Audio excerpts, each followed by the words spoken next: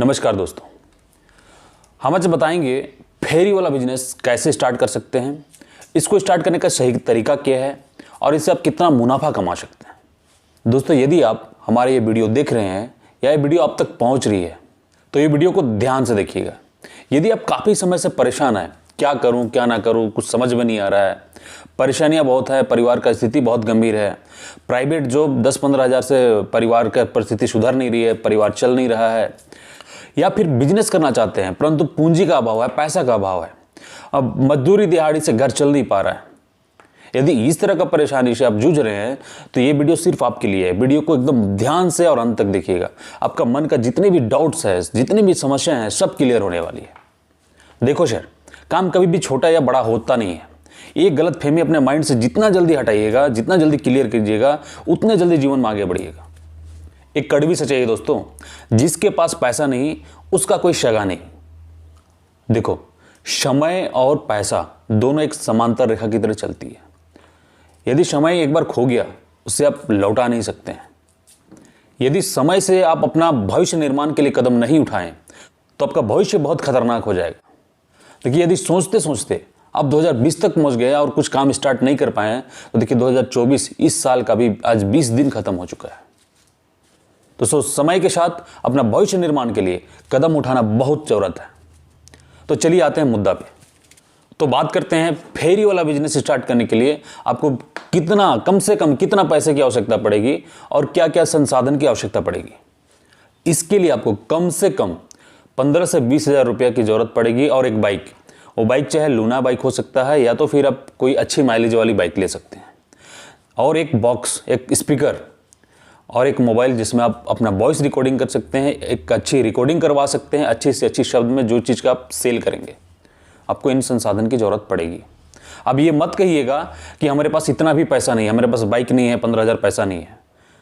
तो भाई आपको मजदूरी करना पड़े मजदूरी करो, दिहाड़ी करना पड़े दिहाड़ी करो, या तो फिर 6 महीना साल भर के लिए आप कहीं बाहर चल जाओ, आउट ऑफ स्टेट चल जाओ, दूसरे राज्य में चल जाओ और 6 महीना के लिए जम के काम करो और आप कम से कम 50 से 70 हज़ार रुपये बचा के लाओ।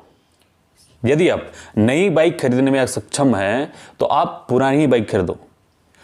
स्पीकर और एक अच्छा रिकॉर्डिंग इसलिए बोल रहा हूं कि जब आप फेरी वाला बिजनेस स्टार्ट करेंगे और आपको विलेज टू विलेज, गांव टू गांव जाके जब मार्केटिंग करना पड़ेगा तो गांव में घुसने से पहले आपको स्पीकर को ऑन कर देना है और जो भी आप बेचते हैं उस प्रोडक्ट का एडवर्टाइज करना है, ताकि गाँव में जो भी लोग हैं अपने काम में व्यस्त हैं वो उसको छोड़ के आपके यहाँ तक पहुँच पाए। और नहीं तो क्या, अब विदाउट स्पीकर गांव में घुसते हैं, आप घुस के निकल जाएंगे, किसी को पता तक नहीं चलेगा। इसलिए स्पीकर बहुत इंपॉर्टेंट है।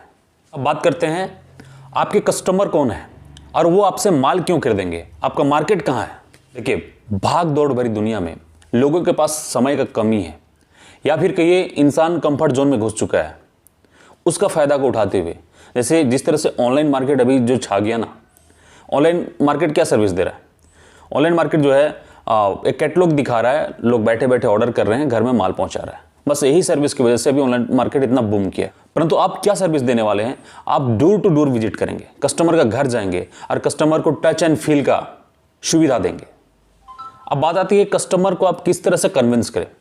देखिए, ज़्यादा कुछ बोलना नहीं है, मेन पॉइंट पे बात कीजिए। आपका जो प्रोडक्ट है उसको दिखाते बोले कि मैडम, अगर सेम प्रोडक्ट आप दुकान से लेते हैं तो दुकानदार का रेंट होता है, वो निकालना होता है, उसका स्टाफ होते हैं, स्टाफ के लिए निकालना होता है, और खुद के लिए भी बचाना होता है। तो सेम प्रोडक्ट जो आप दुकान में लेंगे उसका रेट थोड़ा ऊपर हो जाएगा, और हम तो आपके घर में आए हैं, आपको घर पे, आपको दरवाजा पे सर्विस दे रहे हैं। कुछ इस तरह का शब्दों से उनको आपको समझाना होगा, कन्विंस करना होगा। अब बात करते हैं कैटेगरीज कैसे सेलेक्ट करें। कैटेगरीज कहने का मतलब हो गया क्लॉथ आइटम में जाए, कपड़े का आइटम में जाए, या चप्पल जूता बेचे, या चूड़ी बेचे, या प्लास्टिक आइटम बेचे, क्रॉकरी का आइटम बेचे, क्या बेचे। पहले क्लोथिंग का बात करते हैं, पहले कपड़े का बात करते हैं। कपड़े में आप स्पेशल साड़ी का कर सकते हैं, साड़ी के साथ लहंगा ऐड कर सकते हैं। अभी शादी का सीजन चल रहा है तो ऐसे में आप साड़ी बढ़िया बेच पाएंगे और लहंगा साथ में। या तो फिर आप नाइटी का कैटेगरी सेलेक्ट कर सकते हैं। नाइटी के लिए स्पेशल पूर्णिया होता है, पूर्णिया से कॉन्टैक्ट कीजिए, वहाँ बहुत सस्ती नाइटी मिलती है जिसको पूरे होलसेल मंडी में बेचते हैं। या तो चप्पल जूता का आप स्टार्ट कर सकते हैं। चप्पल जूता अभी तक स्टार्ट बहुत कम लोगों ने किया है, लेकिन आप चप्पल जूता भी स्टार्ट कर सकते हैं, अभी बिक रहा है। या फिर plastic item, kitchen item, crockery का आइटम, जैसे कि प्लास्टिक आइटम में कहते हैं टब हो गया, आपका बाल्टी हो गया, फिनाइल हो गया, और बहुत सारे आइटम आते हैं।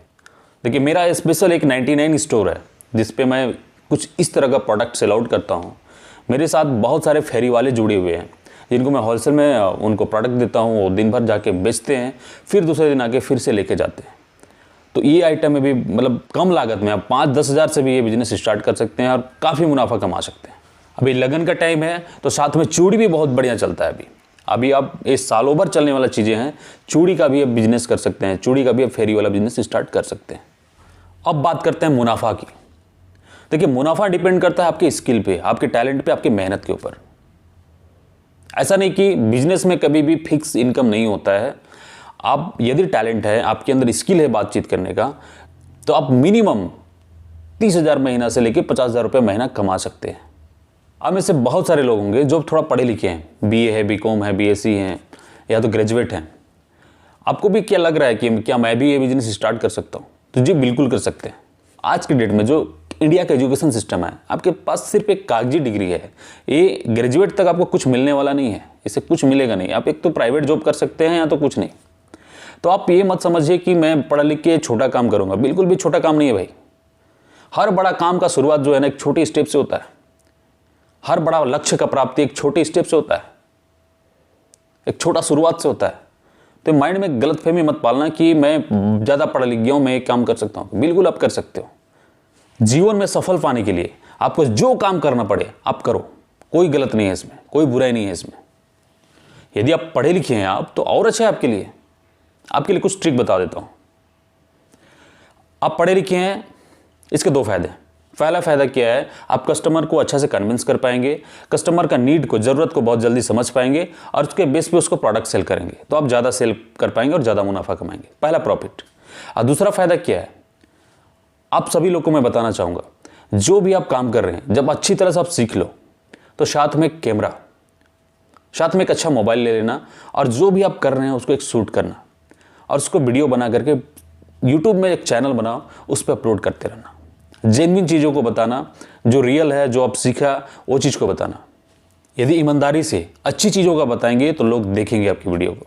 आप कैसे कस्टमर को डील करते हैं, कैसे उनसे बातचीत किया जाता है, माल कैसे परचेज करते हैं, इन सारी चीज़ों को आप वीडियो बना के यूट्यूब में डालो।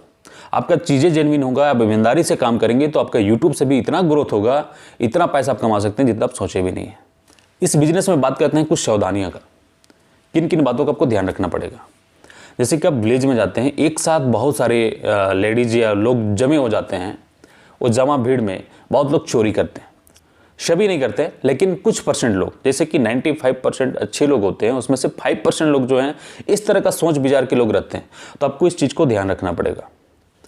माल परचेजिंग कहाँ करना है, कैसे करना है, कहाँ से आप कम रेट में माल ले सकते हैं ताकि आपको ज़्यादा मुनाफा हो, माल परचेजिंग का विशेष ध्यान रखना है। और तीसरा है बचत।